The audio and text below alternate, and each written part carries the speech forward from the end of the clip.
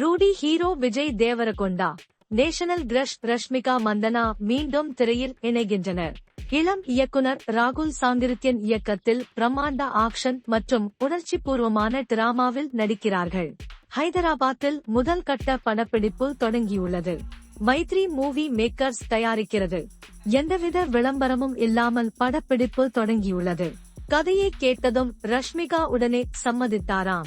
1854 முதல் 1878 வரை காலகட்ட பிரிட்டிஷ் ஆட்சியை பின்னணியாக கொண்டது கதை. விஜய் தேவரகொண்டா ராயலசீமா யுவனாக நடிக்கிறார். படத்தில் ஆக்ஷன், உணர்ச்சி காட்சிகள் முக்கியம்.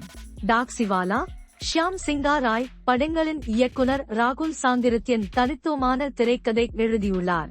கீதா கோவிந்தம் படத்தின் வெற்றிக்கு பிறகு டியர் காம்ரேட் படத்தில் இணைந்தனர்.